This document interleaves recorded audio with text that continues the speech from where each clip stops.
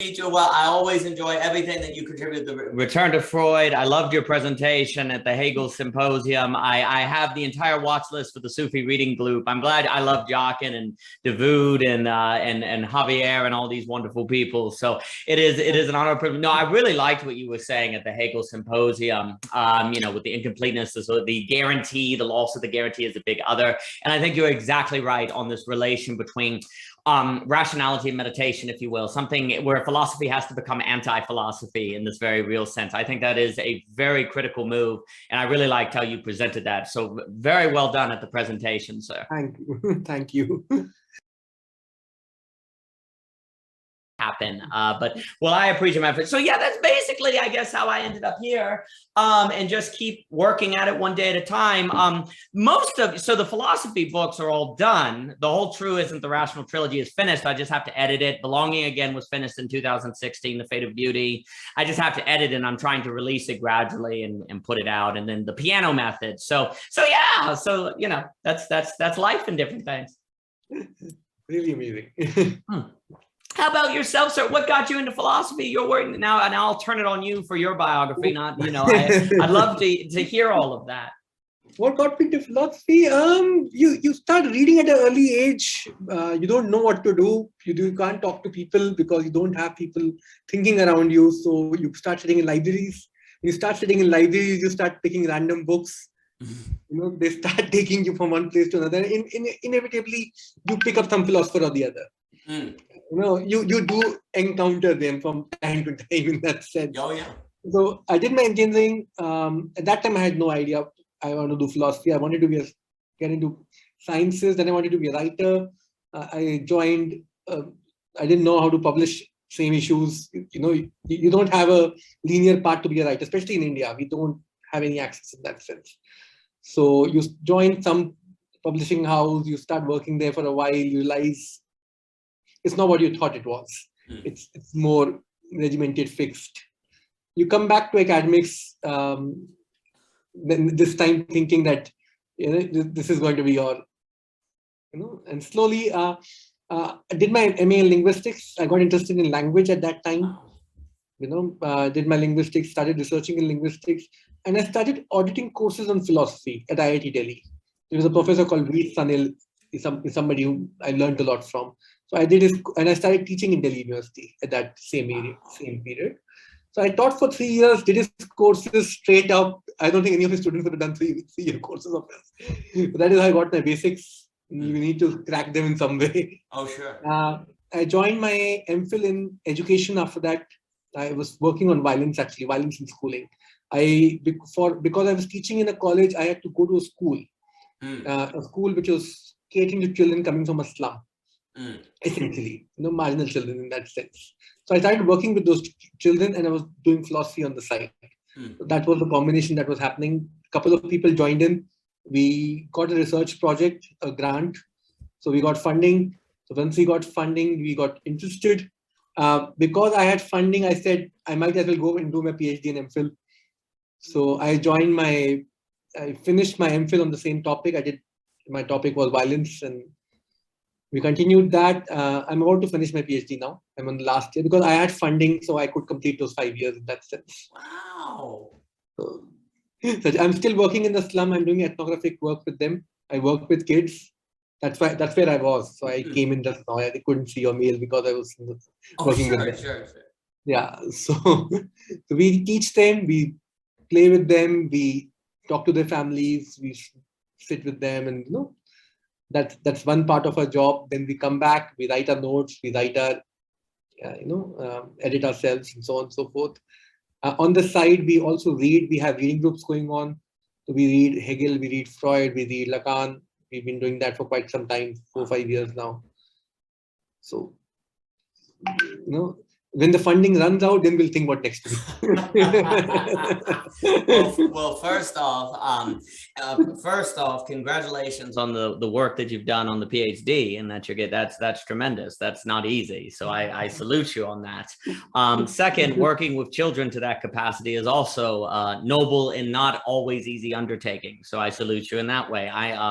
We just have to deal with 3. and we can not all of the different children. And I always have the option of threatening to take the children's Legos away if they don't listen. So I have some more cards in my toolbox and different things. Well, that's magnificent. With the reading groups and the philosophy, I think ultimately, like, to really kind of do the pursuit, or to get like these new understandings, I call them new understandings on, say, a Hegel, or the overlay of a Freud, a Lacan, and a Hegel, and different things. You almost are forced in some respects to do something outside of the institutional settings or different things. And that's where a lot of the new ideas, I think when academic, it is interesting how I always think it's curious that when coffee first came to Europe, as I understand it, and they started these coffee houses, the other name for them was penny universities, because it was where people would stay and they drink coffee and they would talk about ideas. And how it's very interesting when you read a book like the Sociological Theory of Intellectual Change by Mr. Randall Collins, how he actually shows how a lot of the great renaissances in thought actually occurred from these penny universities, as opposed to the Cambridge and the Oxford or different things, which is always interesting. From the penny universities, it then trickled into Cambridge and Oxford and different things, but it actually, it wasn't the other way around. And, now, of course, a lot of the people who say, are teaching in the penny universities may also work in Oxford, but it was actually in those it's this doubleness. It's this working with the university system and outside of the university system that can have this pollination effect, because there tends to be so many institutional interests for a certain understanding. And why would you ever risk? It's been funny. I've been revisiting the Elements of the Philosophy of the Right, because that's always such a weird book, right? You get the phenomenology of spirit and you get your science of logic. And then what is this? It seems so counter to the rest of his project. And what has been interesting is an attempt to read the Elements of the Philosophy of the Right through an understanding of Hegel that is focused on the becoming, or the contradiction, or the paradox. And it was funny because I actually was originally going to, for the symposium, do a talk on the Elements of the Philosophy of Right. And then I got to page 60 and 40,000 words. And I was like, this is not going to do, so I took it down. But I finished the paper. And it's interesting because I actually think Hegel, a way to look at when he talks about the state in the Elements of the Philosophy of the Right, it's more like the state of nature, not just the governmental state. And, we have Hobbes and Rousseau, where they're trying to use a hypothetical social contract based on a thought experiment called the state of nature to determine the form of government that's best. What is interesting is it seems to me that Hegel is saying, no, the state of nature is the concrete development of the collective consciousness of humanity through history. It's very concrete. And now the state of nature eventually becomes the state of the government, but not because it is only the government, but because the government is a phase of the development of the state of nature. And furthermore, the state, what he's trying to say, I think, is that there is reason to assume that the development of the state is a good starting ground for thought. Not that it's always right, because he supports the French Revolution, though he's then kind of critical of it because he thinks it goes too far. What he wants to have is an understanding of the development of the state that is a justified starting ground for thought. Because here's the thing, if you can't assume the now, then how can thought even begin? How do you know that now is better than, that the past isn't better than the now? Well, then you end up in epistemic nihilism. Also, too, if a revolution cannot assume that the now is somewhat justified, then it's always going to go too far, as opposed to be a reformation. There's a kind of difference between this very interesting line between a revolution that goes too far and a necessary revolution that's kind of a reformation. So how do you keep it from going too far? Well, you have a doctrine that justifies the now, the state now. And the last thing why that's important, it seems, for Hegel, is because he also wants to justify philosophy. Because philosophy is something that has manifest now in the state of nature. And there's a lot of people that think philosophy is just an elitist pastime that doesn't matter. He mentions that in the preface of the Elements of the Philosophy of Right. He's like, a lot of people think philosophy doesn't matter. Well, if he can justify the development of the state, then he can also justify the manifestation of philosophy in this moment of the state as having a necessary role in the further development of the state. And then what that ends up doing is suggesting that the phenomenology of spirit is a justified undertaking. Because if now the phenomenological journey has arisen and philosophy is justified, then that would give you reason to think that the phenomenological journey, as Dr. Last calls it, is necessary in order for us to further develop and not, end up not so well off. Because although there's a progress in Hegel, we all know it's a contingent progress. It's like, yes, if we make it into the future, it's better than the past, but there might not be a future, and it may not get there per se, or you may deconstruct on the way. And so it's been interesting to go back and to kind of see how the elements of the philosophy of the right, as a lot of people understand it as a totalizing synthesis. But to me, I see it now more of a Hegel's justification of Hegel. It's like how he justifies the philosophical project. Because if he does that, then the phenomenological journey becomes necessary. And today, I think the very emergence of psychoanalysis, the very emergence of the meaning crisis, the very emergence of pluralism, and all of the return to popularism and all of that is all evidence of the need of philosophy to play a role, because you need that community of absolute knowers, as Dr. Lass will say, or people who come to terms with themselves. But it's interesting because now, as opposed to before, seeing the elements of the philosophy of right as kind of the later Hegel who doesn't matter, which it's hard not to feel that way because the philosophy of history and the elements is so different from the earlier works. But now, if we see it as an act of justifying the earlier Hegel, and also maybe Hegel is indeed kind of emphasizing certain things to make the bureaucracies at the university and the German happy. Zizek makes that point, and that's probably true, where he's trying to emphasize the state so he can keep his job. But it isn't a portrayal. It's more of a justification of philosophy, which by extension would basically mean that philosophy, and if we merge that with the psychoanalytical, which I think in Hegel does get merged, well, then we start to see that is what Hegel's trying to say, is that is now necessary. Like in the past, you could get away with not doing these things because you were so busy finding food. It's like first world problem. As you know, with Freud viewed the psychoanalytical as becoming more necessary as nations develop, right? In the past, you didn't have to worry about it so much. It was there, but it wasn't so pressing because you were, just trying to survive, basically. Now, first world problems are more pressing. But that would mean that the psychoanalytical is more pressing. And it's fascinating to think that Hegel is basically suggesting that is what's occurring in the elements of the philosophy of the right. So that's all to say that your work on the philosophy groups are part of saving the world from the meaning crisis. So thank you, Chetan, for working to do that. I appreciate it very much. Thank you. It's all of our work in that sense. Yes. But yeah, I will say this, we don't realize how often progress doesn't happen from places that we assume it should happen from. There is something about human concentration of energies that they function in ways that they need to come from places we're not looking. I think Freud got that point when we start thinking about unconscious. That if you focus yourself upon one thing, you get something from the unconscious which you did not predict, and so on and so forth. Another compromise happens, and I think your point back to that growth coming from universities that you did not assume. Today we think it only came from Oxford and Cambridge, but if you really start charting these things out, you realize that a lot of steps which were happening in different places were necessary for this narrative to be formed that it happened in Oxford and Cambridge. And one of the things that I struggle with personally myself is that the academic work that I do, and it is purely coincidental that you do it because I didn't choose to go and teach in the education department. They just gave me the job, so I reached there. So that is where I could apply for my MPhil, PhD, and so on and so forth. But one of the things that you struggle with is that how do you find a way to present your work to a wider community in some senses, where that work gets its recognition in some sense. What you're saying about Hegel is actually extremely important. I think one of the things that at least what happened with, I think, post-structuralist turn that took place in France, let's say 50s and 60s, becoming, let's say, Derrida, down till say Foucault, and Deleuze most importantly when he wrote his book on Nietzsche, that there became an anxiety in Hegel of totalization. Yes. And what you get is a reading of Hegel where you're already assuming things are getting totalized.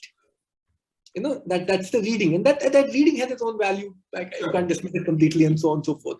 I think one of the things that we need to do is, can we read Hegel without that anxiety? it's okay if it's getting totalized. It doesn't harm us. Okay, fine, you might be wrong over there, but let's see what comes out of it. And I think in that project, the book Philosophy of Right is extremely important. Yes. Because the philosophy of right gets completely sidelined because that is where we find it to be most totalizing, and we don't find anything else over there in some senses, because we are only reading it through that lens.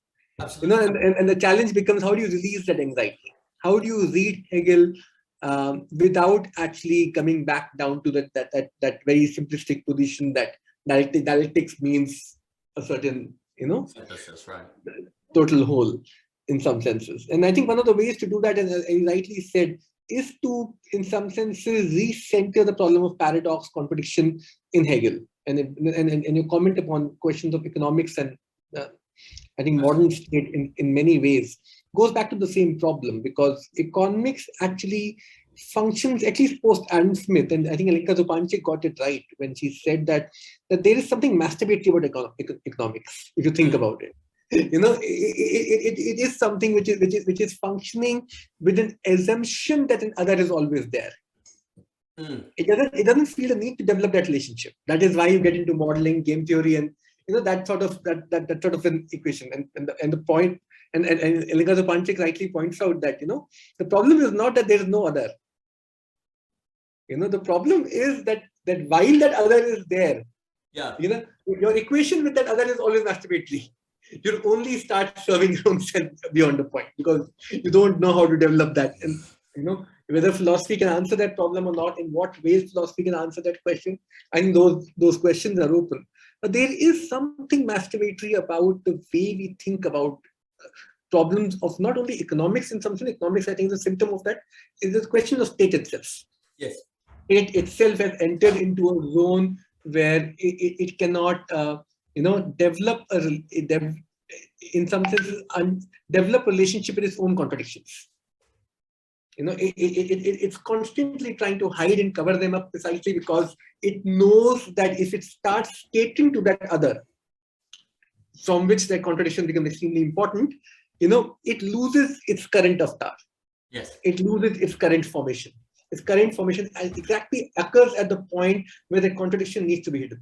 Which is why I think, you know, one way to, I think, read Hegel might be that for Hegel, state is not, in Hobbes, state of nature is pre-given. It's already there, and you know, you start from there, and then you come to Commonwealth, and you know, so on and so forth. In Hegel, that's not the case. I think in Hegel, state itself is a part of development in some sense. Yes. Part of a certain movement. You know, it cannot be simply presumed to be present there in that sense. And that is where Hegel becomes more open than many thinkers actually give him credit for, because you can't totalize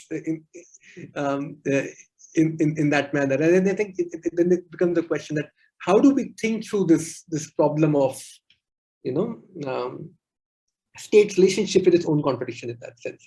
How do we start thinking about, you know, when you think about this problem of state and community? I work in the community, and I every day go there, I struggle, I recognize the kind of questions, for instance, they might not get water, they might not get electricity, the water connections are illegal, electricity connections are illegal, there's a threat of eviction. So people come to their house, they will write a notice, and they will say you need to be evicted, and you know, and again, and it's not they will be evicted. The point is that threat remains real for them. And state functions within that threat. State functions within that idea that it has to finally form a relationship only with its own self. Yes. It doesn't need to acknowledge, you know. And how do we think through that kind of a problem of state in some sense? I think remains a problem in my head, at least. And that's something I struggle with, not only in my writing in some sense, but in my work in everyday life. You know. Magnificent. You know, it would seem as if all models of synthesis, I am so sorry, the pollen's in my throat. All models of synthesis and totalization ultimately have to have some kind of masturbation to them, because you have to get rid of the other. You know, and so ultimately you're trying to combine everything together to become the single thing. Well, guess what? Now you're talking masturbation instead of sex, right? And everything, funny enough, there's an irony. I think irony is ontologically very significant, and there's something about irony that's deep, is that the humanity seems to be attracted to this wholeness that they think about in terms of sex, but actually what they define as wholeness is the erasing of difference, which thus would make it masturbation. So there's this kind of irony that is always at work, and that's why most relationships are actually masturbatory, and likewise the state. The state, you see, what we have to understand is just because Hegel is describing a totalizing tendency is not the same as supporting a totalizing tendency. This is a mistake that, say, let's take the Bible, for example. The Bible describes in the Torah a lot of like terrible things. Does that mean God supports those terrible things? Maybe, but you'd have to go through and do the work, right? You can't just assume that. Whenever you're dealing with literature, for example, and that doesn't mean it's false, literature and false are not similes, but whenever you're dealing with stories or you're dealing with descriptions, one has to be careful to assume that what is described is what the reader or the writer thinks, right? Like, for example, the Brothers Karamazov has a very powerful and convincing atheist named Ivan Karamazov. Well, Dostoevsky himself is not an atheist, but he is describing a incredibly brilliant atheist in order to make a point about the formation of the modern world. Well, likewise, Hegel is going to be talking about this tendency of more and more difference in diversity even, coming under the same umbrella, which sounds like totalization, but the difference doesn't go away. He is describing a totalization where the state is going to be the state of nature that starts off with an individual. The individual then moves in trying to determine the moral life, and he tries to combine the moral with the rational. But then as you move into the incorporation of the other, you get the ethical, and then the ethical gradually expands to include more people. It sounds like Hegel is saying that everyone becomes the same, but really it's that everyone comes in greater relation, which then means there has to be more figuring out how to deal with AB, because now you can't get away from other people so much. Globalization is not where all nations become the same. It's where all nations have to relate, even if they can't stand one another. And that's where you get, if we follow like what's happening in Ukraine, Alexander Dugin wants to say that Russia, if he's the mind of Putin, whether he is or not, is a different subject. But a lot of his philosophy is the notion that neoliberalism, which is a dangerous term, I understand, but we'll just go with it, that neoliberalism has a tendency of turning everyone into Americans, basically, that it irons out difference. And so Russia has to separate and create a new Euro-Asian society. And, he talks about land societies, water societies, and different things, and so on and so forth. Whether we follow all that or that's an accurate representation of Dugin's thought really doesn't matter. The point that I'm trying to say is that indeed, as the world has gone into the future, there's been more and more interrelation. And now, because people have not developed, say, an ability to handle difference, there's this breaking away, there's massive popularism, there's a trying to return to the womb with new forms of totalitarianism. So when Hegel describes, you almost want to say that what Hegel describes is not it's everyone coming under the same umbrella, not everyone being totalized into the same entity. However, the language that is used, like Geist and the movement of state and whatever, sounds like difference is all being evaporated into a rational sameness, because that's what people think. There's like an Enlightenment reading of Hegel where everyone gradually becomes more rational, and therefore they all work together and they all become very similar because they're all rational. What Hegel instead seems to describe is, sure, there's a movement of rationality. Yeah, that's part of it, but the rationality is always contingent upon the ability of people to relate to difference and how they come to terms with it. And that's why he stresses the ethical. The other thing I will note to help with this reading of the philosophy of the right, where the state is not just the government, but a state of nature, is you have to take very seriously the sections on the abstract right, which is what he opens with. Usually people read that stuff and go, this is weird. I don't know what he's saying. Let's skip to the stuff about family and contracts. So they skip the abstract right and go straight to morality and ethics. Well, if you do that, then you start right in the state being governmental, right there. And therefore you see, oh, look, it's a development of the state. Oh, the state's becoming more rational. Oh, he's in favor of the state. No. You have to go back to the abstract right, because basically there's an argument to be made that the elements of the philosophy of the right take place, the whole thing kind of takes place between self-consciousness and up to about spirit in the phenomenology of spirit. And then you have the movement into religion and then absolute knowing. The elements of right kind of cut off right when you start getting into religion. It kind of stops. It may incorporate spirit. In the paper, it's a little hazy, but you don't see consciousness in the philosophy of right, but you do see self-consciousness and how he tries to say it's rational to incorporate the other, therefore enter into reason. And then as you move from reason, you get into spirit, and then you're going to go into religion. But he doesn't include absolute knowing, really, in the elements of the philosophy of the right. Well, that's really important, because if that's ultimately, dare I say, the final realization of limits, well, by leaving out the final realization of limits, then it does create the impression of a limitless totality that is developed in the elements of the philosophy of the right. But if you situate it as taking place on a social level before religion and before absolute knowing, you see how it is not a totalizing vision as you usually hear when people support more of the rational enlightenment Hegel. So that's the argument I tried to make. Whether I succeed in it or not, I'll let other people decide. But the point that you're also getting at, if we take that very seriously, then ultimately Hegel's conception of the state does have to be tiered.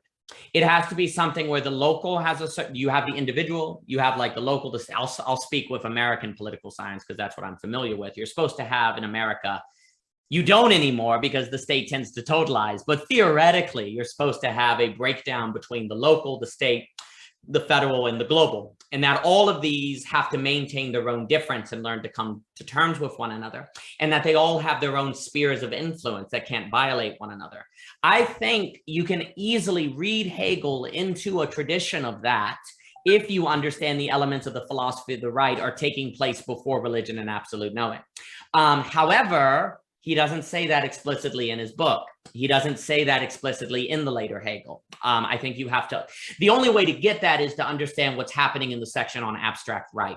And that also shows you in a development of the subject, finding themselves feeling like they should be limitlessly free, but encountering necessity. He talks about determinant and necessity, but you feel like you should be free because you come from abstract freedom or absolute, kind of this limitless freedom.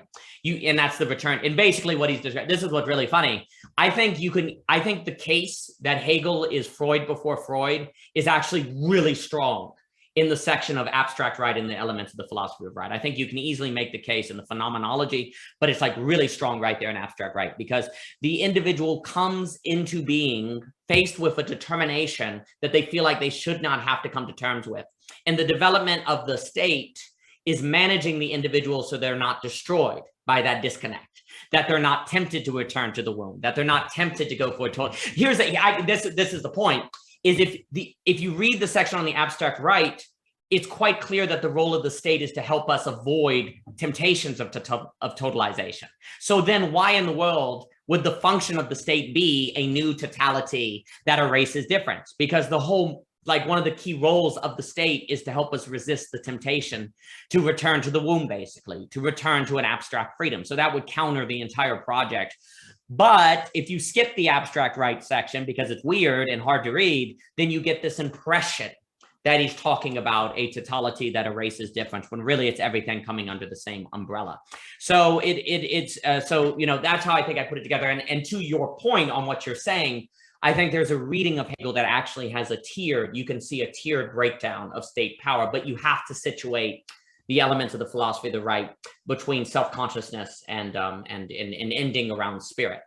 It's fascinating what you're saying, actually. I think one of the things that in modern state, what you need to think about, and if you read phenomenology closely, it's already there in its very early development from understanding digital consciousness in that period.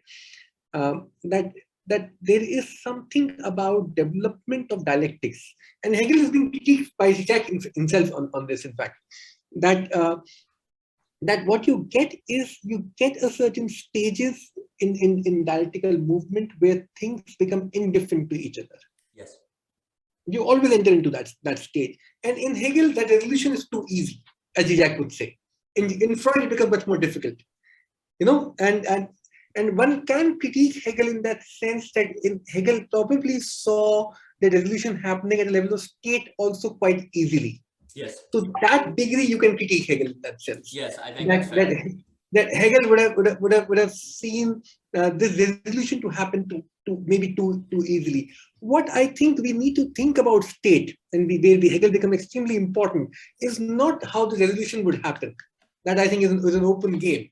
Where this becomes extremely interesting and important is that human beings in their own development, in their own, say, zeitgeist, in their own movement of the spirit in some senses, actually could only develop these large relations and could hold them together when this indifference could be simply managed. Yes. Where you are simply managing the indifference. You have completely lost or said this, any fight against this indifference is hopeless. And that is what capitalism is all about.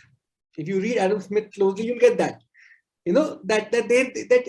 That you could only develop this split from, say, culture to social in some sense. And Hannah Arendt would talk about it.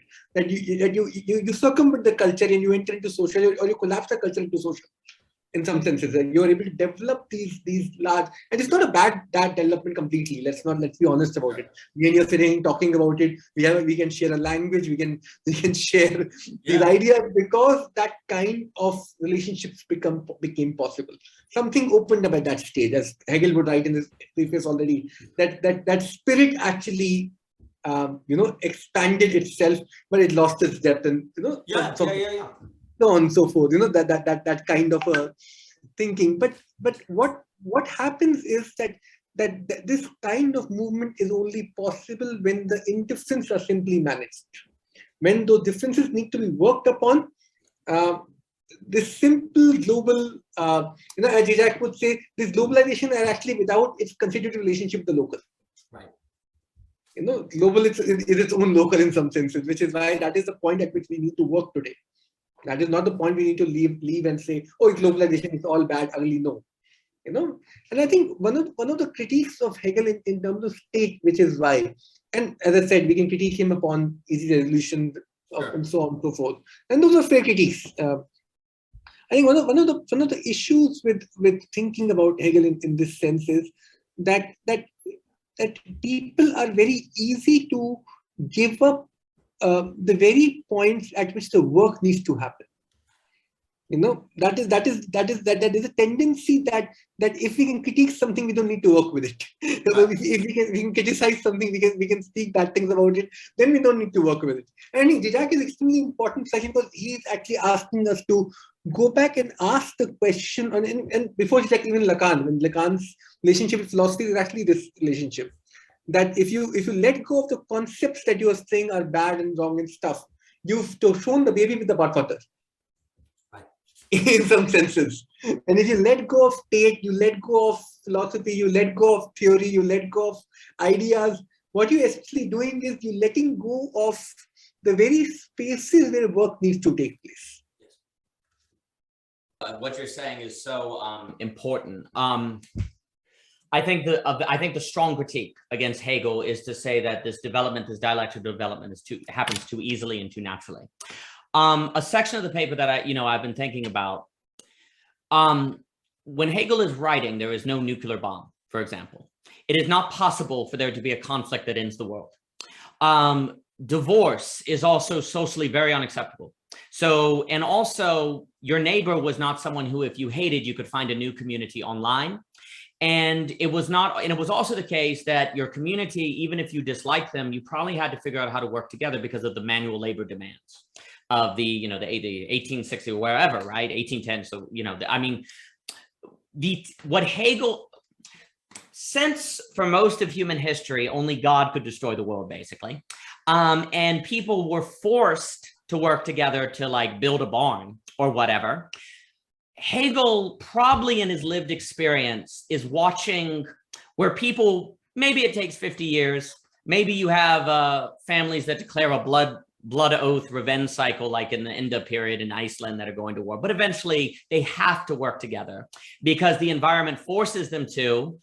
the social background does not allow, say, divorce, does not allow, and you see, the thing is, back then, there really wasn't tribalism because the tribe was like the whole world. You know, you didn't really interact with radical difference or different things. So for that reason, Hegel has a lived experience that kind of says, yeah, maybe we all hate each other for 1,000 years, but eventually we're going to get through it. And so there is a kind of inevitable trajectory of progress. Now, the progress is contingent because it's not given when it occurs, how it occurs, or if a given individual is better off for it, right? But there's no nukes, there's no drones, there's no possibility to use social media to go into tribalism, there's no Nazism, there's no banality of evil.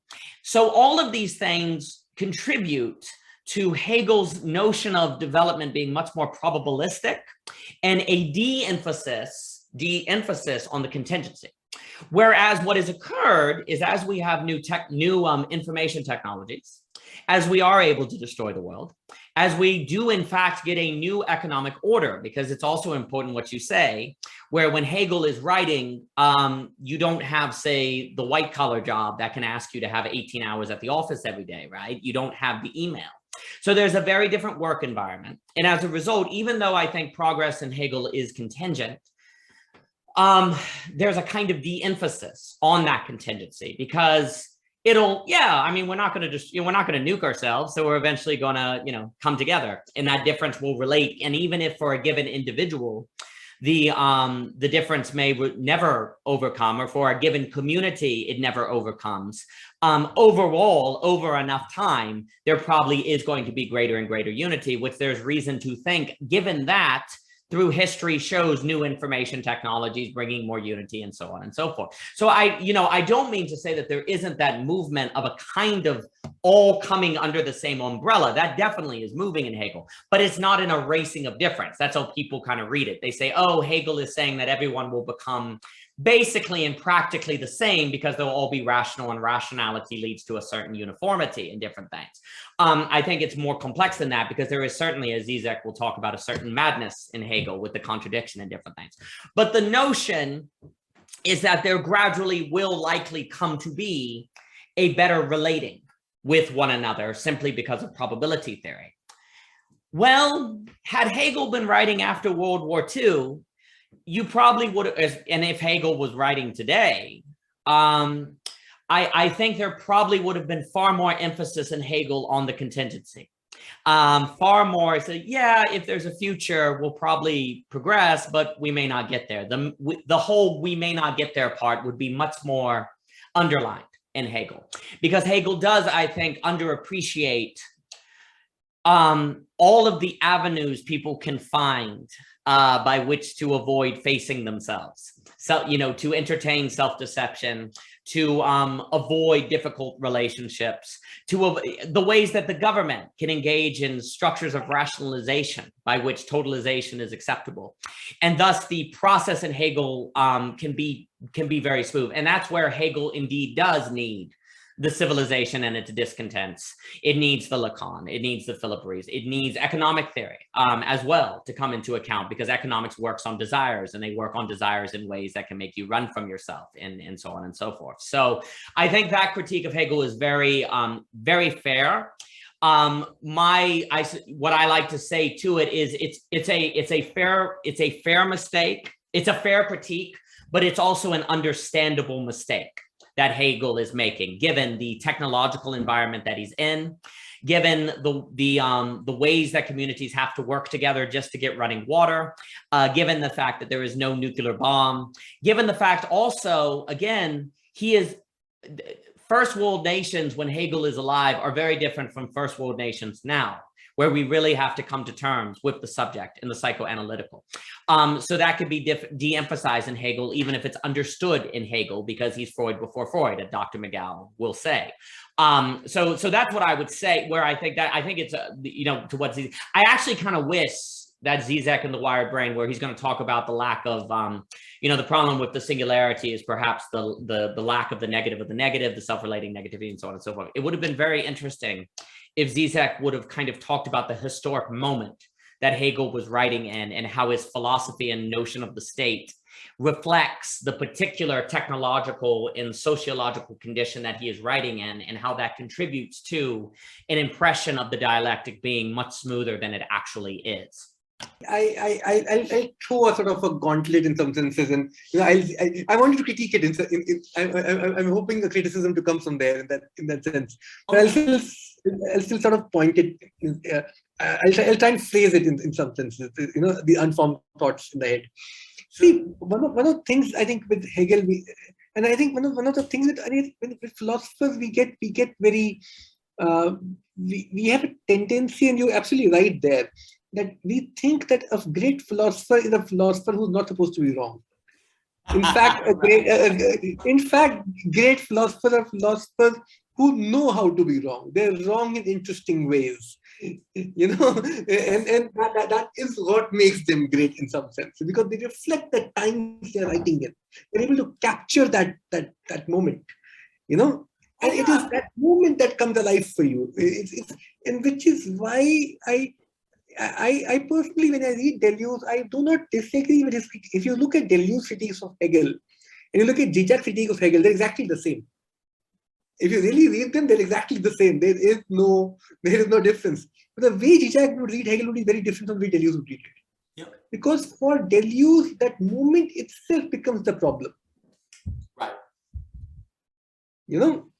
It is that moment itself that's supposed to not exist in some sense. Yes. That is what Deleuze's inertia is. And I think my own thinking is that the problem actually with Hegel and the problem that many of us actually do end up participating in is that we don't need a defense of Hegel anymore. That is not the time we are living in. We don't need to defend Hegel in some senses. I think the time we are living in is that we need to use Hegel. Yes, and they do a very, very, very different exercises in some senses. I think all of Hegel's critique can be true, and yet he can be very, very powerful thinker, and he can be very useful to us. And on the flip side, a thinker can be absolutely right, and you might have no use of it, and that is his biggest failure.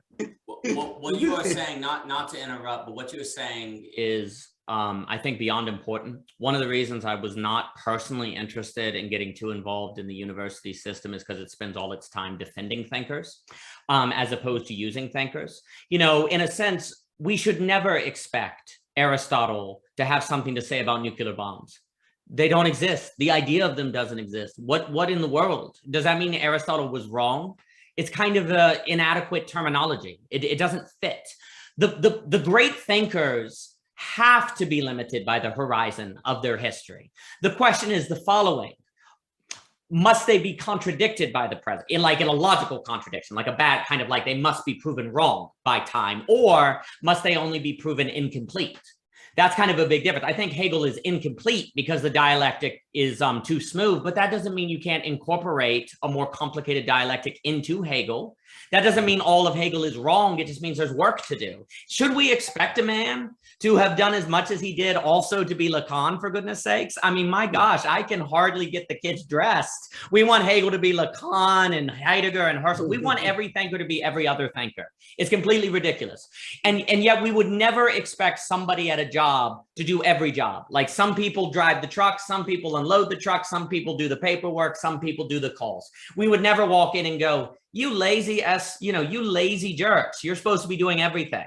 We know that's not possible, and we shouldn't expect it to be possible. And it is not a blight on people because they can't, because the kind of mind and thought and work, I always think that Hegel wrote the phenomenology of spirit with a freaking pen, with not even a pen, like a freaking feather thing. You know how hard, the manual labor that comes with using a pen, the sheer manual labor of writing these books, let alone the genius. And we want them also to be Lacan. Okay, my gosh. So it's ridiculous what we do. But very often, in my opinion, and this is a generality, so it doesn't always apply, I feel as if many academic departments make careers out of the fact that thinkers are not every other thinker at the same time, and that's just that's just lame, because you can always do that. You can say, oh, there's not enough in Maximus the Confessor in theology. There's not enough talk about God's grace, just about God's justice. Oh, in Hegel, the dialectic is too smooth. You know, oh, in Aristotle, the metaphysics doesn't align well with his work on the categories or whatever. I'm just making up stuff at this point. It's like, okay, you can always say that. You know, you can always do that. And what do you gain? Well, you gain tenure and you gain a professor, but we're not using it. One of my favorite parts. Probably my favorite part of Schopenhauer is where he tells that story in the beginning of The Will and Its Representation, where he said there's this ladder that's climbing toward the sun, and a student comes along and he runs up to the top, and he said, that's what you're supposed to do. But he says a lot of people today come with a big bag and they pull the rungs off the ladder and collect them in the bag and then kind of walk away. He's like, that's what people do. That's what you're doing with thinkers. You're like collecting them. You're not using them. And then he's like, and then they just become a great weight. You know, they're holding you down. Like, I promise you that Aquinas did not write the Summa Theologica because he's like, one day people are going to write dissertations on this. One day someone's going to start a medieval. That's why I'm writing this book. No. Rather, Hegel obviously had some kind of vision of the whole. You know, all the great minds had some sort of vision, or whatever you want to call it, that they had to get down, that they're trying to capture so that other people can use it to get to higher levels of the vision. They did not write their books because they wanted people to get dissertations about them. That doesn't mean it's bad to get dissertations about it. Obviously, Aquinas knows about this. He's doing the lines by longitude. You know, they have dissertation-like projects in the university, but that wasn't the point. The point was the vision. And academia today, in my opinion, has kind of become like that glass bead game in Hermann Hesse, where you're just kind of collecting Pokemon. Oh, I have my references. Oh, I can reference them. Oh, and I can tell you how Hegel is incomplete. So I think it's a massive problem. I think it's exactly what you're saying. We need to use these thinkers because that's themselves what they wanted. That's the thing. Like, that's one of the reasons they did it. You don't put that kind of labor in other than because you believe that it can help people. You know, you're like, this is what people need. There's some sort of thing that we're trying to get our fingers around, that we're trying to get a grasp on, that's really hard. And oh, I have a vision of a way to do it. And so you write it for other people. So it's completely, I think, really, really important to what you're saying, to think about these thinkers in terms of using. And because when you talk about defending thinkers, well, what does that mean? You know, is not use defense? You know, if you can use someone, is that not a kind of defense of them? And so to me, it's kind of a backwards thing to not do what you're saying. I totally, this is where I think we need to understand incompleteness. I mean, it's only there in Hegel. I think one of the things we don't, and I think Gödel actually got it absolutely right. If you understand Gödel's incompleteness theorem, you can understand what Hegel was doing in that sense. Yes. And the problem is with incompleteness theorem in Gödel is not that there are some questions that you can never answer. Oh, there is this one grand question and there is a limitation. And even in Kant, you get that. That isn't the point of incompleteness. Incompleteness point is that from a certain given set of parameters, there are certain questions that cannot be answered. You change the parameters, those questions can be answered. The point is, with those changed parameters, you'll get another set of questions which you cannot answer. That's exactly right. So the problem is not that you cannot answer a certain question. That is never a question. That is never a problem. That anxiety is meaningless. Oh, we have certain unanswered questions. That's right. There aren't. The point is that at any point when you're answering a question, you're also creating a question that cannot be answered. Exactly. From that point, you change that point, you can answer that question, the other one created. That is the point of incompleteness. And I think we miss that a lot of times. We a lot of times we fall on either side in the way we use incompleteness. We fall on one side where incompleteness becomes this defense against unanswered questions. Yes, which is not meant to be. You can answer any question that way. It's not a defense against not thinking about something in some sense. And on the other side, incompleteness becomes this very sad, something we almost mourn or become melancholic about. Oh, that there. It's not total. Let's enjoy our postmodern world where everything is, it's not. It's not meant. Incompleteness is not meant to be in that sense. If you think about incompleteness, you think that incompleteness itself is a condition for experiencing the whole in some senses. I really appreciate what you're saying. If I was Lord of the World, which no one has given me the job yet, I don't know why, I'm so qualified. I would have Gödel's incompleteness theory be written with the IN always in parentheses. The IN always needs to be in parentheses because it's incompleteness, because the completeness and the incompleteness are inseparable. The moment you start thinking about incomplete with the IN outside of parentheses, it's with a dichotomy of incomplete versus complete. And then you get very confused on what he's doing. What Gödel shows you is that if you can establish coherence, that means you can't establish correspondence. And if you can establish correspondence, you can't get coherence. You have to get one or the other, is basically what he's showing. That does not mean there is no truth. That means the effort for truth is endless, basically. It is actually quite problematic that Gödel, that he has been interpreted in terms of a kind of strange nihilistic deconstructionism. But that gets where people take the incompleteness and they separate it from the process where he makes the language, he makes the new Gödel's language or whatever, and he's trying to show with the liar's paradox and so on and so forth. Hegel is absolutely 100% doing the same thing with absolute knowing, because it's that situation where if you are limited from experiencing your limits, you experience them limitlessly, right? Well, then you have to decide if the experience of the subject as limitless is evidence that it is limited or not. So that's what I call the absolute choice, right? So likewise, you pick, you get one or the other. You get A is A or A equals B. You have to choose, and it's the same phenomenon. Likewise, for Gödel, the very establishment of coherence, you have to choose if that's proof of correspondence, because you cannot establish that within a proof. It can only be chosen, which means there always has to be an existential anxiety. And it's also non-rational. It's a non-rational choice, like the donkey I was talking about. Or if you get correspondence, you have to choose if that is evidence of a total possible coherence that you then can go and try to find. But you have to choose. So Gödel gives you a radical choice in the same way that Hegel gives you a radical choice. They are very, very similar. They're doing the exact same thing in many respects.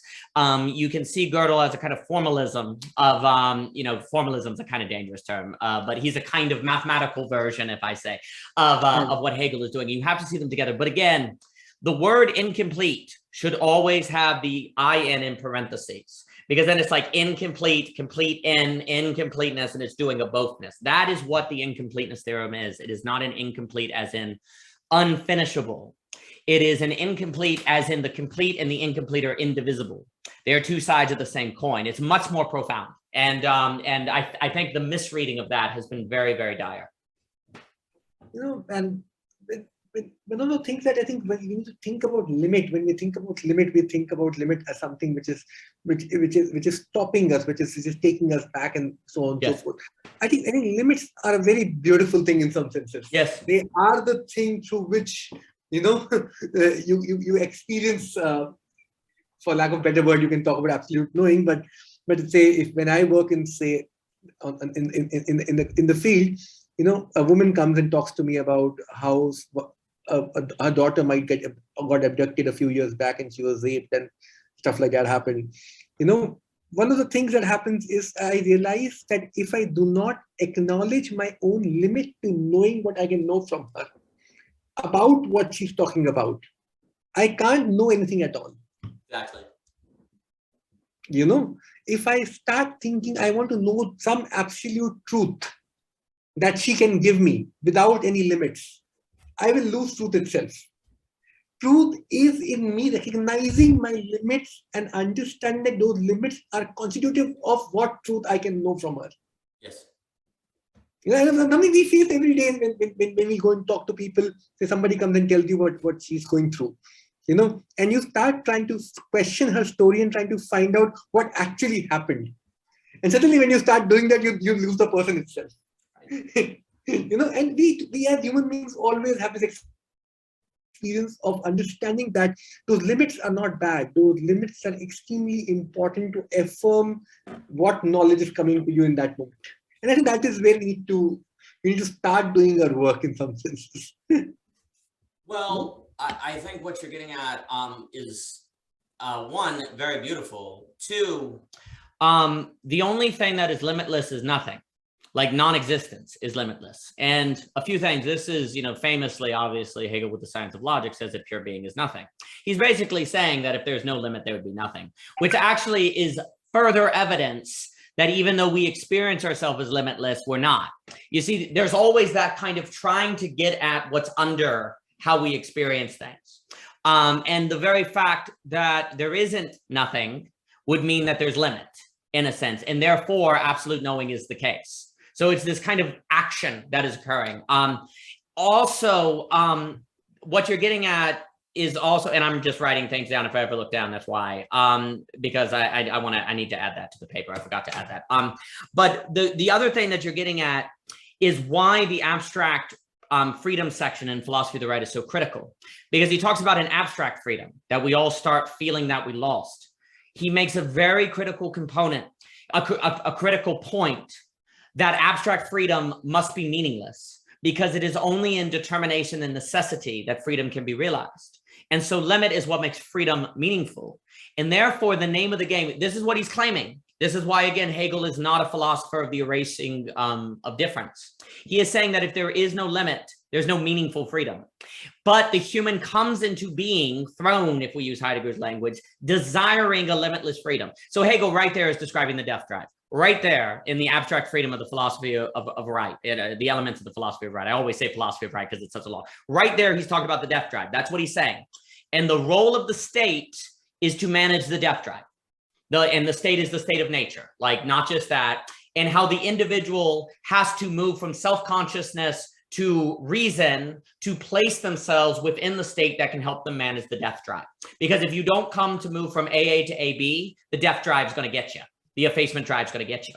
So right there, Hegel is situating the human as a being that has a death drive, that the state exists to help them overcome that death drive, but then ultimately it will come down to the individual level of the phenomenological journey, because the state can only get you up to about religion. And though the religion has a social element, you know, religion is where you start to sublimate, you know, so then you have to, as the individual, make the step.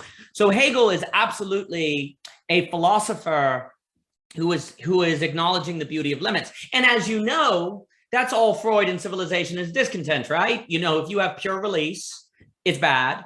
But if you have pure limit, it's bad. So how do you find the middle? Well, that's one of the reasons one could say that the thinking of psychoanalysis is so important to philosophy today, is because philosophy, especially in the West, it would be a different ball game to get into the Upanishads and, you know, different things like that. The West has always kind of thought about philosophy as looking for the non-contingent, for the universal, for the perfect and different things. Well, with psychoanalysis comes along and says, well, a society of pure freedom is hell. A society of pure limit is hell. So that means a good society is a middle ground. Oh, crap. That's really hard, because it's real easy to say you shouldn't add sugar to the cake, or to say it should all the sugar should go into the cake. But the moment you start saying it's a certain amount of sugar, well, now I got to read the directions, and I'm a guy, I don't read directions. So what do I do now, right? So what it basically does is come into philosophy and say, you must find this way to balance. The language is balanced, but it's dialectically balanced. You could use condition is the term I like to use, between limit and limitless, because limits are necessary for the psyche, and limits also, well, it's to what you're saying. If you're limitless, then nobody has anything to teach you. There's no reason to listen to anyone. There's no reason to think that you need to humble yourself and to like assume you don't know everything. So limits have a radical role in making possible community and for optimization. There's that part in that movie, The Two Popes, I think, where Benedict and Francis are debating, and Francis is saying, you know, I don't want to put up walls in the church. And Benedict says, what's so wrong with walls? Walls are good. They build houses. They build strong things. So it's funny to think of the wall as a great symbol of this, where the wall can be very bad because you're keeping people out, but wall also is what makes possible a house. So the wall is, I think, exactly, there's something good about walls, but there's also something very bad about walls. And so how do you find the balance? Well, that means you have to get into the psychoanalytical, if you will. It won't do to simply say walls are always good or walls always bad. It depends on the condition. So I think what you're saying is so important. Fantastic. You know, I think you really put it on. I think, you know, to think about, and if we take this problem further, and I think you put it very nicely, this question of the middle, and this question of what we may call balance. And I don't like using the word balance a lot, because there's no tension. Balance, balance for balance sake can become very problematic in that sense. And I understand, and we can come with more creative words like, dynamic balance. and, They just add I think we solved some kind of a problem there. But nevertheless, I think this point is extremely important. The point of that how do we think through a social and engagement where on one side I think we think that putting limits actually solves the problem. In some senses we think that is the solution, that ends the question. That if we all recognize our limits, we are all great, we all hunky-dory, and that there is no transgression, there is no, in that sense, coming up into your space and so on and so forth. And that is how modern democratic theory actually evolves. Modern democratic theory is a theory where, we all are supposed to know our limits. Right. I don't enter your space, you don't enter my space, liberalism, and and it gives you a very nice fantasy of the world in some senses. And I think on the other side, if we start thinking about a world where we think that simple limitlessness, simple enjoyment in some senses, and that's the big question of if you think about Freud's problem of sexuality. The Freud's answer to Victorian sexuality wasn't, okay, let's go and enjoy sex. His answer to that question was, in some senses, another question. What is this thing called sex you're talking about? Yes. It is in that engagement that some kind of relationship with sexuality becomes possible. It's not in simple enjoyment with sexuality. And that is what in the middle you're talking about. Similarly with limits. What is this limit we are talking about? That actually becomes a way to move forward. The movement forward can never come from simply accepting the limits as they are and thinking, if we all accept the limits, society will never go wrong. We can, have this infinite fantasy of immortality in some senses because we all recognize the limits. And on the flip side, of course, simply saying that there are no limits, we can and enjoy whichever way we want to. And one of the most dangerous things is that modernity, at least in its late capitalist avatar, actually has gotten the worst of both these things together. Yes. Yes. We live in a world where we can completely enjoy our pleasures because we completely accept our limits. Yes. In some sense, limits are a guarantee to actually help us enjoy our own pleasure-seeking masturbatory effects. Which is why we can go and work and we think, and we can survive that work because we think when we come back now, we can do whatever we want, however we want to enjoy. And that cycle actually, in some sense, and as long as we get that masturbatory effect, we can actually go and live in the world of limits. We can live in the world of nature in some cases and think that it's okay toiling that out and so on and so forth. And I think that is struggle, that in what ways are these cycles functioning, that we are moving towards the point where both these things are converging with each other. It's no longer the Victorian sexuality where there are precise limits, and then there are ways to translate them in their own ways and so on and so forth. And it's no longer a world where you can completely simply enjoy also. Right. There is something about that transition that we need to think about, I think, in some senses. And oh yeah, well, absolutely.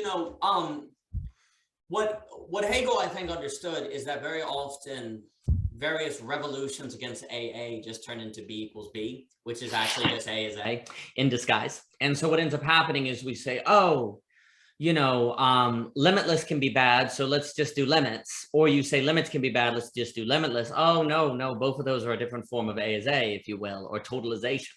And it's not going to do. For Hegel, it is very important. We always have to remember that when Hegel, if we use the word becoming, and Todd McGowan stresses becoming, there is being in becoming, but there's not becoming in being. So it can be forgotten, and it's hard not to forget. There is, in fact, an A is A and A is B. It's just the A side, right? It's like A equals A, parentheses equals B. right? Things do have an experience of being, but that being is always automatically negated and sublimated. So you still have to do the work of being per se, but it has to be negated into becoming. And it's kind of like you get being and becoming, but you don't get becoming and being. So you need becoming to get both, or you lose both, right? But so it goes with when we're saying we need limits. Well, you have to have both limits and limitless. You have to see the reason you're coming to terms with your limits is to continue to advance, not so that you can justify stopping, because that's happening today, right? People are like, well, I can't help. There's a lot of this kind of anti-responsibility talk, which, don't get me wrong, I think it's true that capitalism can use responsibility to control people, but you can also go too far. Right? You know, capitalism can say, hey, it's important to work hard to convince you to go do a job that makes some bourgeoisie a lot of money, right? They can use hard work as a means of control, but it's also a major problem to start thinking that hard work doesn't matter, or to create a logic where you don't have to work hard, right? So there's a ditch on either side of the road. But this is what ends up happening. You have to see that the reason you want to know your limits is precisely so you can determine the ways to negate and sublimate into new limits and then new limits. There's absolute knowing has that perpetual reconstitution, but there is in fact a constitution. It's not just a kind of fluffy nothing. There is a reconstitution. Likewise, there is a being in becoming. It's just that the being is never a stable being, if you will. It is always it's always something else. And you know, you mentioned Deleuze. I didn't comment on it, but you know, Deleuze is against the dialectic because his ontology is one of essential difference, where he wants to really preserve that kind of every individual is the only ontology that will ever be that ontology. And if you have the possibility of dialectical development, that means ontologies can relate to one another, and that would mean they are similar enough to make relation possible, and that would violate the ontology. So he wants to get rid of the dialectical development. Well, the problem is what ends up happening then is Deleuze basically falls into a doctrine of limitlessness, but it's isolationism. That's what ends up happening. Like you get this very strange kind of limited limitlessness, where you are limited to be the only ontology that will ever be you, and you are limitless in that one of oneness, but you also can't relate. And so you actually fall where Hegel is going to say the very experience of your ability not to relate is evidence that you are limited.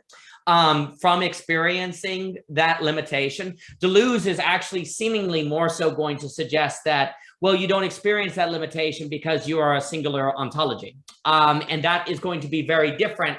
And for me, it then will come down to the paper I do on it is called The Dialectical Similarity of Hegel and the Essential Difference of Deleuze. Now, the thing is, what's interesting is you actually can easily incorporate an essential difference into Hegel, but you can't incorporate as easily a dialectical similarity into Deleuze. And this is where it becomes possible to use Deleuze in a Hegelian framework, even if we cannot follow, or I cannot follow Deleuze so much in his epistemology. Like I have all the respect in the world. His works on lines of flight and capture in Deleuze, but in throwing out the dialectic, which is interesting to think why he does, because then arguably he turns around and actually is dialectical without realizing it, you end up creating kind of the mistake that you're talking about, where limitation and limitlessness get inverted in a problematic fashion. But if we can get this straight, then you can have, let's put it this way, you can have Deleuze and Hegel, but it's not as easy to have Hegel and Deleuze, if you will. In the same way that you can have being and becoming, but it's not so easy to have becoming and being. And another way to view it, and again, I'm making a lot of giant claims about Deleuze without the citations or anything, but you know, it's hard to cite in a conversation. I need a paper for that. I think Deleuze ends up kind of like a negative theologian, which is this notion that, you know, God isn't God, right? And you create this idea that you can't relate to God at all, and that's how you maintain his immanence, right? So likewise, you create this idea that all ontologies are the only ontologies that will ever be that way, to kind of raise their immanence and their good, you know, their transcendence, not immanence, their transcendence and their value. That's good and all, but then you create the pathologies of that isolation unintentionally, and it's very difficult to get a social order. But again, to Deleuze's defense, he's trying to create an ontology that's going to, well, he adds this later, but I think this is in his head. He's trying to avoid the possibility of being computable by the system, because if you can be computable, you can be captured. And he's trying to avoid that capture. And so he has an ontology that avoids capture. But the problem is, if you cannot be captured, then that means everyone could possibly be incomprehensible as opposed to incomprehensible with the IN in parentheses. What we want to do is kind of have incompleteness with the IN in parentheses. You want an incomprehensible with the IN in parentheses, where there's an here's the key. There's an incomprehensibility to everyone because there's always more to know. There's a limit to what you can know, but you can always push more, right? It's like the more you learn about a person, the more you find there's more to learn about the person. There's a limit, but there's more to go. And that's how you can have, for me, when you take Deleuze that way, and you talk about incomprehensibility to avoid capture with the I in parentheses, that's how you can get relation without capture. That's where you can get relation with uniqueness. And I think that feeds very well into what you're saying about limits and limitlessness feeding together.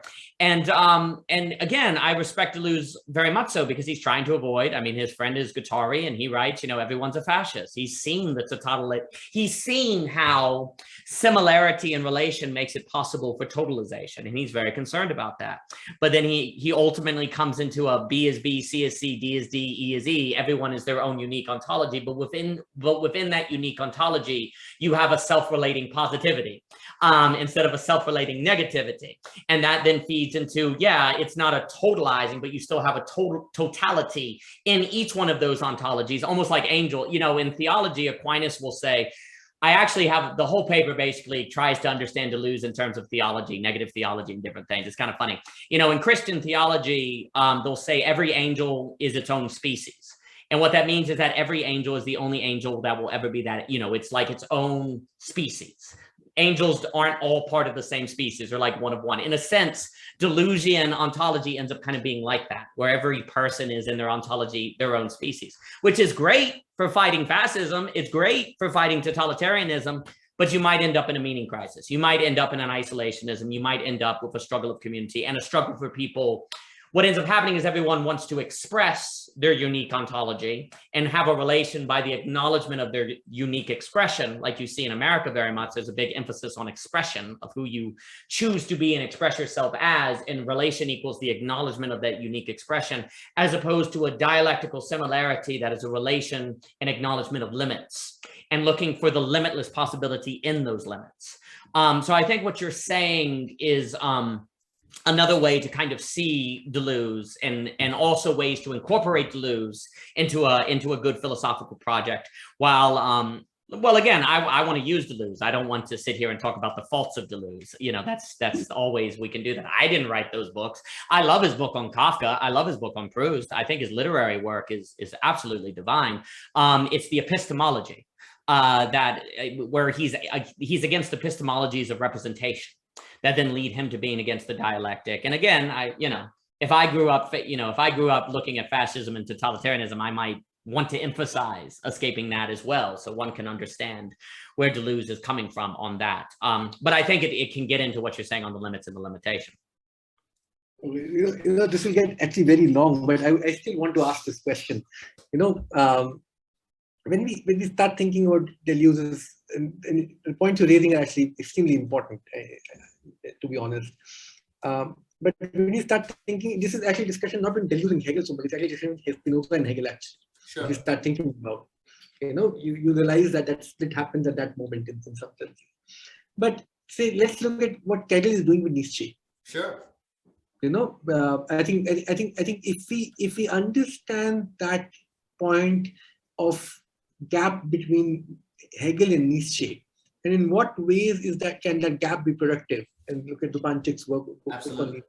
I haven't read it till now, but I think it's one of my reading lists. I think it's one of the important works that I've gone through it. And you know, what we need to think about actually is, and this is where I think sexuality becomes extremely important, which is that any philosophical system, in some senses, always splits into two.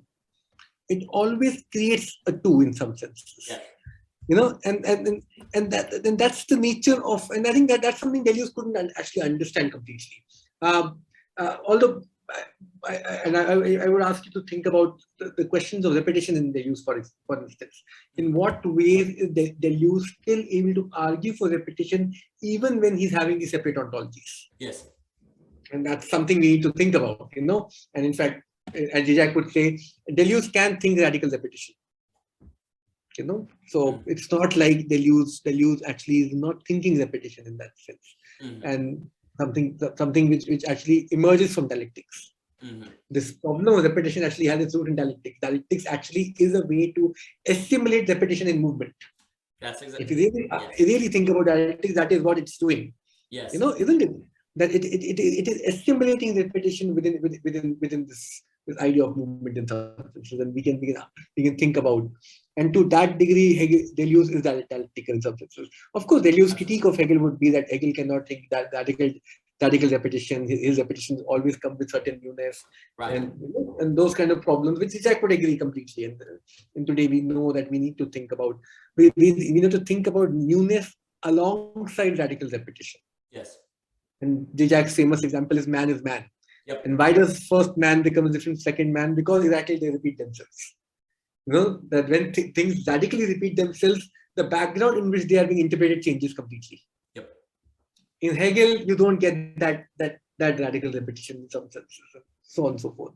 But yet, one needs to think about that any philosophical system splits into two from within themselves. And the way I read this debate between Nietzsche and Deleuze, and I think Alexander Bard actually in one of his, but I actually read one of his posts and he actually got it right in my view. That what we get is actually this discussion between left hand and right hand. Yes. In Indian philosophical systems, we actually I did my courses on Vedas long back actually. Wow. One of the departments in Delhi University in my early MA days. So there we actually got this idea that there are two ways of getting to enlightenment: the left and the right. There is one way is to enjoy your desires completely and so on and so forth, the tantra as we may call it, and then there is this the right hand way where you control yourself, you limit your desires, you completely, and that is where the limit question comes back into picture. And I think what you're actually getting between the Nietzsche and Hegel actually in our times is that split. Yes. It is a way of approaching something from different directions in some sense. Yes. And that split, I think, is bound to develop in any form of thinking. If you want to engage in serious thinking, you're bound to engage with that split which emerges in Lacan as a question of all and non-all. That's right. The problem of non-all in some senses. The challenge of non-all that always emerges. And as you rightly said in the question becomes non-all. Everything is separate. Right. You cannot universalize the particular anymore in some senses. And then, and those are actually, I think, different ways of, and that split would always happen. I think the challenge is for us in our times, and for a long time, I think these debates occurred in a manner where this split actually was a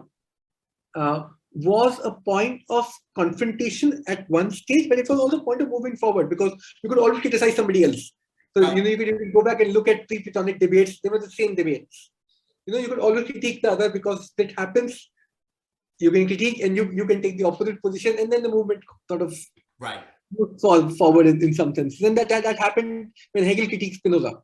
Yep. It's the same critique, it's the same movement, and then Nietzsche comes in and then he again takes this another trajectory. I think we've reached a point where we cannot be anxious about the split anymore. It's been long that humans actually have been very anxious about this split for some reason.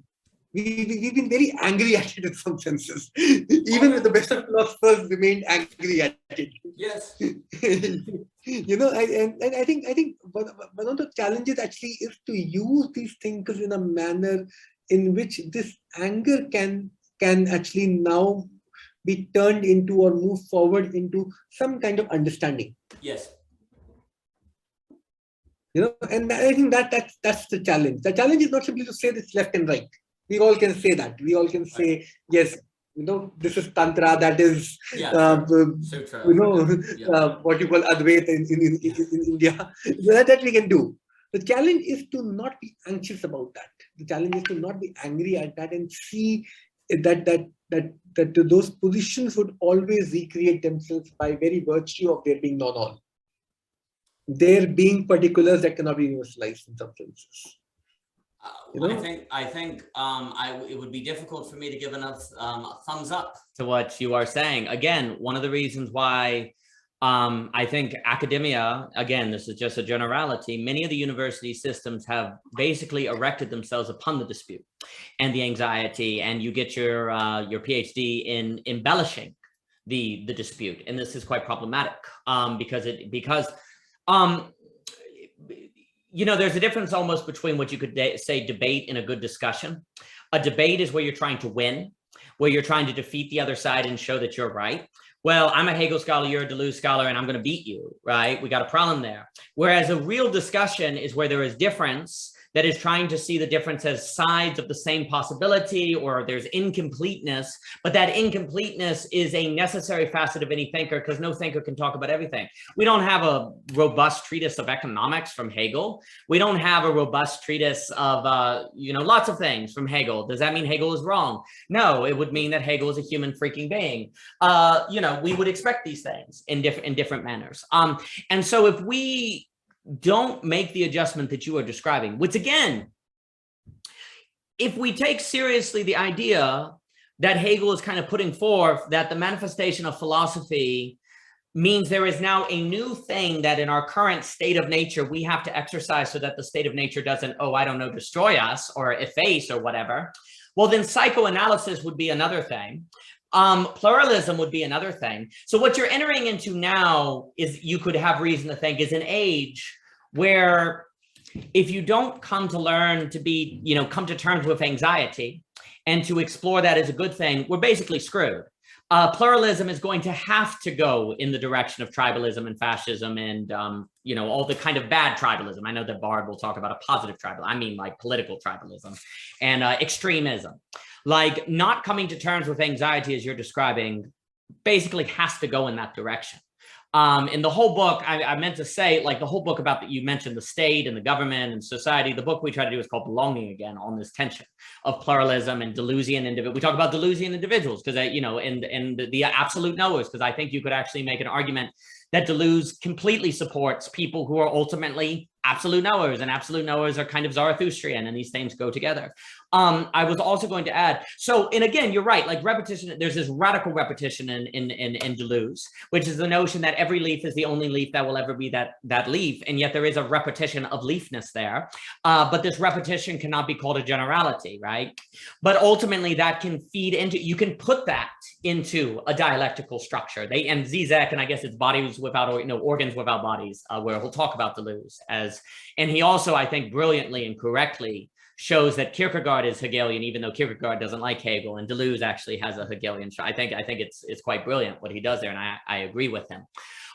The other thing that you're mentioning about thinking, I actually, mentioning Dr. Last's project with Nietzsche and Hegel. And I have enjoyed speaking with you so much. My goodness, I must run to work in a little bit, but I've enjoyed speaking with you so much. This has just been divine. I've really enjoyed it. So I'm good right now, but I tragically. I think actually the case that Dr. Last wants to make, I was actually taken how much the abstract right, I've mentioned it now 4 times, but I was very surprised to see that the opening section of the philosophy of the right actually, I think, feeds very well into the notion of loving imperfection, coming to terms, coming to cope with the fact that there is a certain feeling of limitless freedom that runs into necessity, and how to not fall into the temptation for either nihilism or dogmatism, if you will, or escapism. Those are all kind of natural responses to the feeling of abstract freedom coming into contact with determination. And certainly, if we see the development of the philosophy of right as the management of the state of nature, not just the government, but the state of nature with that encounter, then Nietzsche can absolutely fit into a Hegelian conception. Even if Hegel himself, well, the problem becomes if you view Hegel as a thinker of totality and the bigger state. Well, we all know that Nietzsche did not like that. Yeah, he was used in service of Nazism, but there's very good argument to say that he did not like nationalism, that he did not like sort of this growing escapism to a sort of larger bureaucratic system, that there's a radical individualism to Hegel, but we can't take that so far that we end up in maybe an Ayn Rand or something. But you can see where Nietzsche can fit into a Hegelian conception, but not from an interpretation of Hegel that is emphasizing the totality, the totalization, the rationalistic Enlightenment Hegel. But if you can make the switch to what I call the absolute Hegel, which would be more Zizekian, more McGowan, etc., then I think you can fit them together. And likewise, I think you can fit Deleuze in there as well, because Deleuze is reacting against a vision of Hegel that's more totalistic. That's not a word, more totalizing. Totalistic, maybe that should be a word. I still understand you. Yeah, it sounded nice, right? And one of the thinkers that actually I'm really sort of resonating with, and I've not read a lot of him, I seek to read more. I read a couple of books of his, is Bernard Stiegler. I think we haven't really paid attention to what he's doing. And his argument is actually extremely interesting in some senses. His argument essentially against these kinds of thinking actually becomes that his problem with, say, Marx, he takes Marx's distinction of proletariat and bourgeois in a very interesting way. He says if you read Marx in Capital and if you read Marx in Grundrisse, you get different Marxes. Oh, yeah. The one Marx is focused upon questions of means of production. The other Marx is questions of production of knowledge. Absolutely. And if you read Communist Manifesto, you already find both these Marxes there in the senses. That in some senses, the real proletariat is a person who can't think for himself. Absolutely. And that is where I was really fascinated with your story in some senses, because you are able to, in many ways, actually articulate that problem through the very act of living itself. One of the difficult things, it's not difficult to say something, but much more difficult to, from the very act of living your life, you can make me experience something. That's much more harder to do. I can say something, you can say I can understand something. That's one part of the story. The other part of the story is that you're actually doing something through which I can get that experience. You don't even need to say it.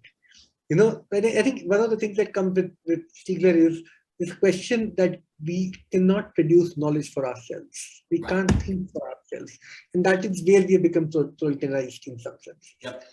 And his problem is that is happening precisely because the points where we need to start thinking are actually exactly the points that we are trying to escape from. Yes, absolutely. And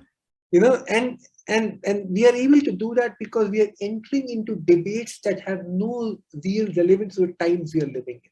Yes.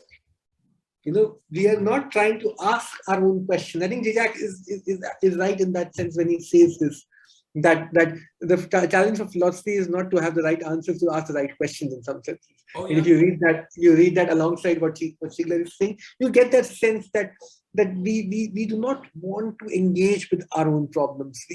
In fact, many times of philosophy, we want to escape our own questions. Completely. And we have become to that point in academics, almost across disciplines. And I think philosophy today happens more in other disciplines than in philosophy itself.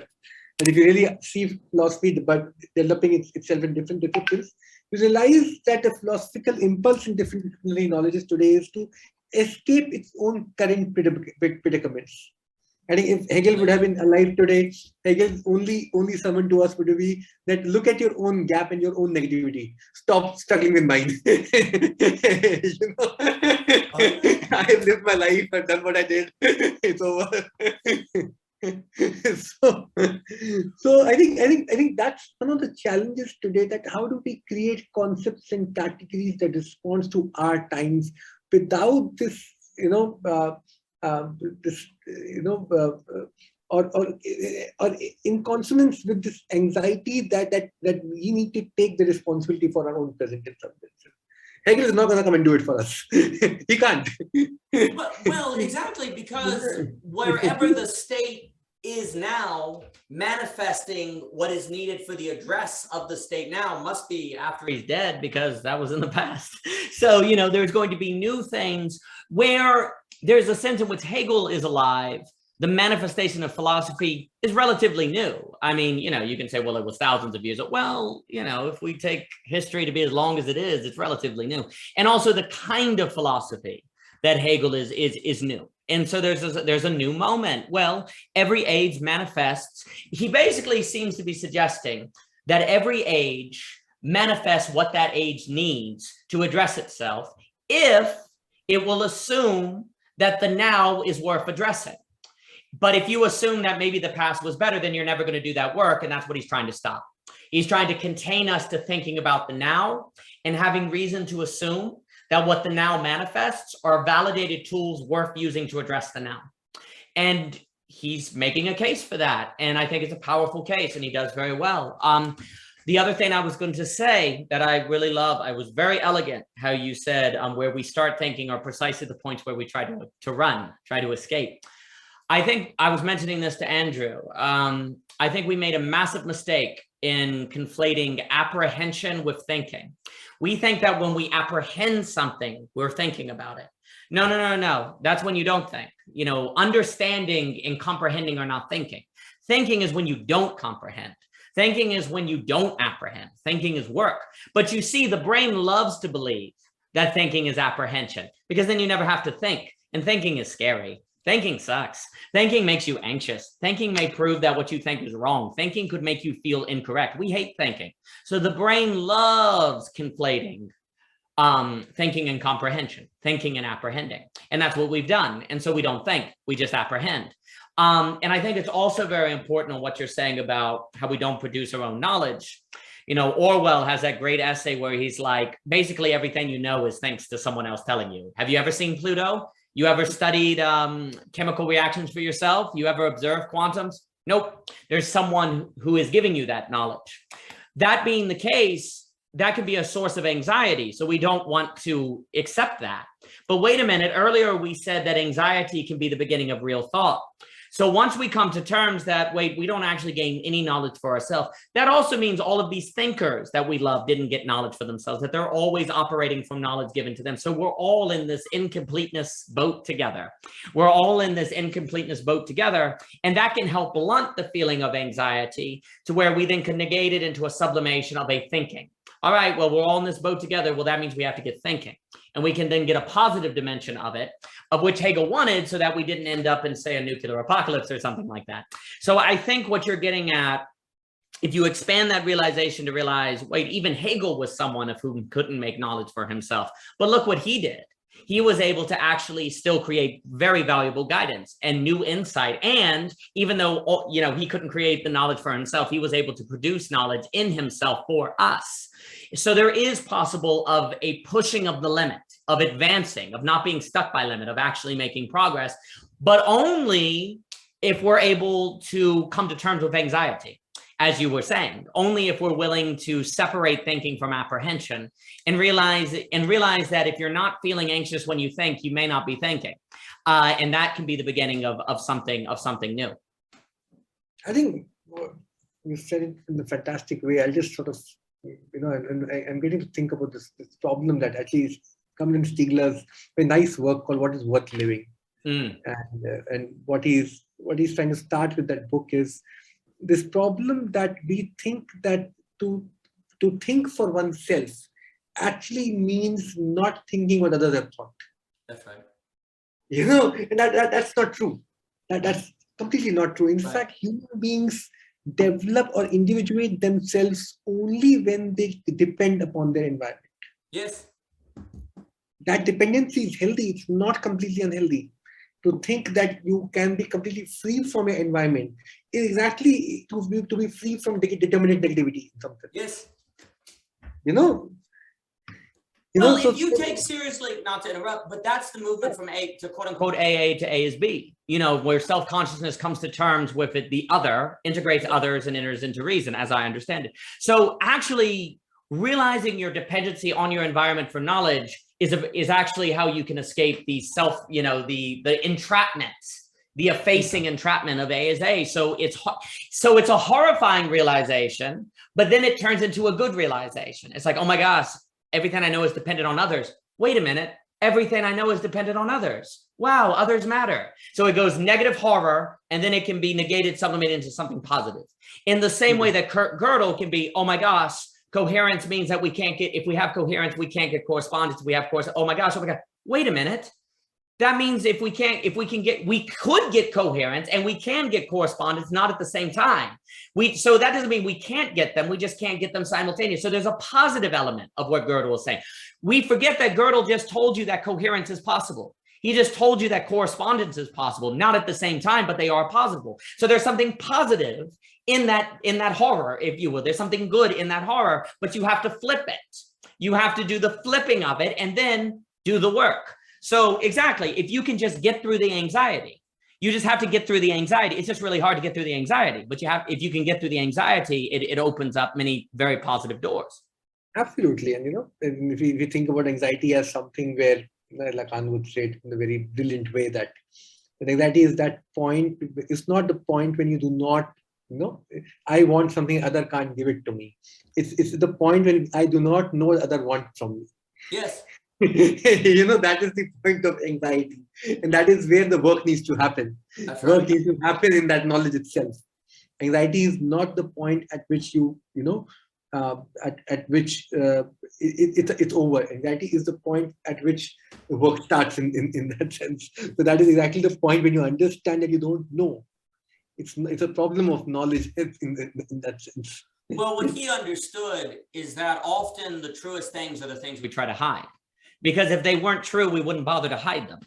So the moment we try to hide, we can't say for certainty that the thing trying to hide is true. But if there's anywhere that's probably going to give you a return on your investment, per se, if there's a high probability that it's going to be worth the effort, it would be to try to find the truth of what is hidden. Because you wouldn't bother to hide it if you didn't think it was true. So that's what I think Lacan understood very well, and you put that very well.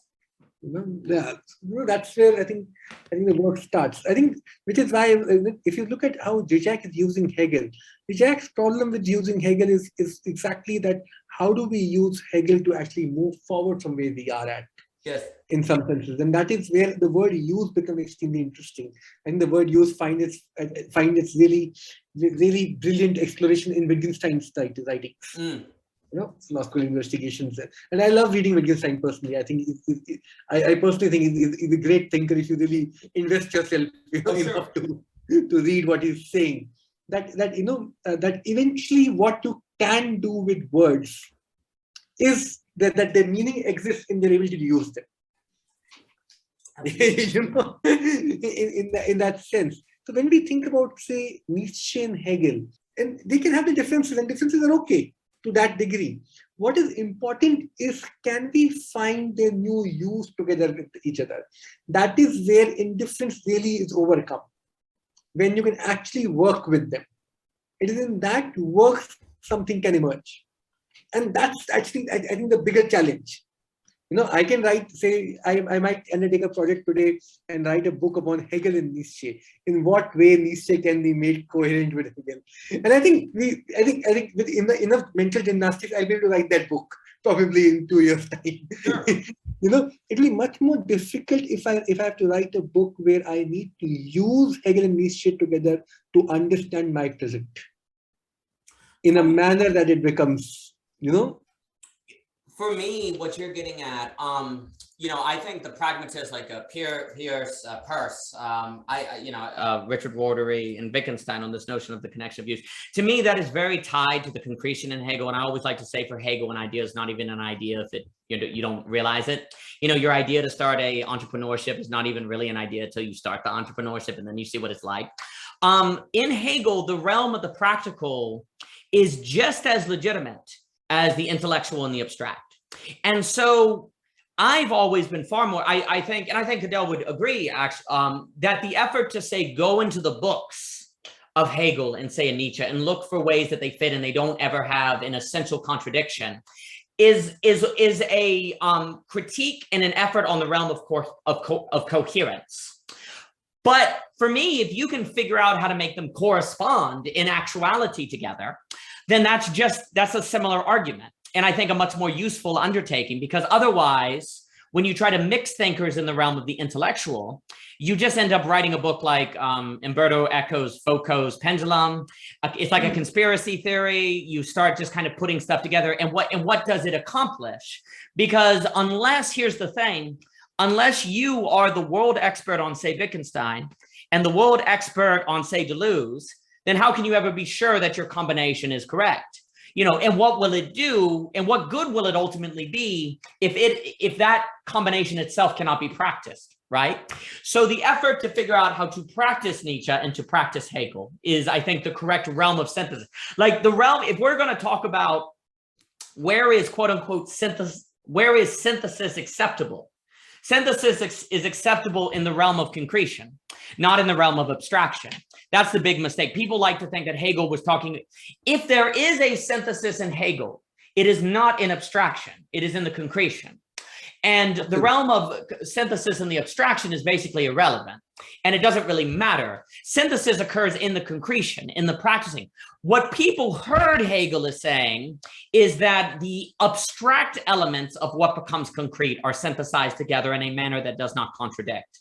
No, what he's saying is that basically you take from the abstractions what you can practice, and then in the concretion you use that and you leave behind the rest, which is actually a good thing. That's not a bad thing, because those are probably the parts of the thinker that are more incomplete in the negative sense than in the positive sense. So concretion becomes the test, where what is synthesized in the test is probably, if you had to make an investment, a guess, there's probably the highest guarantee that what is synthesized in the concretion is the best parts of the thinkers than what is synthesized in the abstract, because whatever you synthesize in the abstract may just be a conspiracy, in essence, a conspiracy theory, in essence, a internally consistent system that cannot be concreted.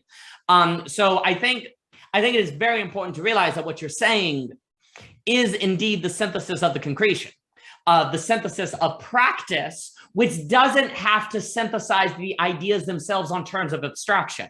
That's the key. Hegel, you don't have to synthesize Wittgenstein and Deleuze in terms of abstraction. You just have to synthesize them in a sense in the act of practicing them both, which, do note, that means the synthesis is not an erasing of the difference. That means the difference becomes practiced at different times. They're synthesized in the individual, but not to themselves. You see what I'm saying? So synthesis in Hegel, I think, falls into what you're saying, because synthesis only occurs in the realm of concretion. And I think it's important to realize that, because if you try to synthesize an abstraction, well, you might just, again, end up with Foucault's pendulum, and you might just end up with modern academia, which is always writing a new book on how you combine people, and okay, that's nice. But that's just, how's that any different than QAnon? How's that any different than, that's horrible to say, and a lot of colleges would not like this, but how's that different than a lot of, I mean, conspiracy theories often have a radical rationality to them. They're not irrational. There's a logic to them. The problem is it's a logic of coherence that doesn't correspond. It doesn't correspond with actuality. Well, likewise, I can cohere thinkers, but there's no guarantee that correspond. That being the case, since I have to live in the realm of correspondence, I have to live and practice in the realm of the actual, the synthesis I should invest in is the one of correspondence, not of coherence. So I think you're correct on what you're saying. You said it beautifully, actually. The most amazing insights that you've just given. And I think Wittgenstein would just Wittgenstein has long paragraphs where he would ask you to go and ask you the meaning of a word, and he would ask you to go and search, and then finally he would say, don't tell me what is the meaning of the word, go and look it up. When you go and look it up, you realize that there is no one in that sense. One itself becomes and then Hegel would say one itself becomes two in some senses, and it is in that concreteness that something actually, life actually emerges in some senses. Life finds its breath, if you can put it in that manner. That you can. It's not a point where you get suffocated. It's a point when you can breathe, in some senses, and that's something we need to really think about. Well, when Derrida was at his best, he was trying to, I think, say something like Wittgenstein, which is like, you don't use a word by a definition, because definitions have words in them, and definitions are definite, what is it, difference or whatever. The key is for me, that gets into Aristotle, where metaphysics is erected upon apprehension. You just know what a word means, and then you define it. Well, the apprehension came first. So that needs to be the foundation of your philosophy of the human. if you will, of the operations of apprehension. And I think it would be another subject, which I fear I must run now. This has been so delightful. Is the metaphysics of apprehension, which then gets into concretion, because apprehension is concrete. You boom, apprehend the word cat, and then you define it. Well, the definition is an abstraction you add to the concretion afterwards, and then confuse yourself into thinking that the definition is more real when actually the initial apprehension is more real. Likewise, the use of Nietzsche and Hegel together is where it's at. That's where the concrete synthesis per se occurs. That is the revelation of the validity of the thinkers, not if you can write a way that they go together secretly. That's just another Foucault's pendulum. Chetan, I have enjoyed this immensely. We will have to do this again. Thank you so much for your time, my friend. This has been a delight. Thank you. Thank you, Daniel.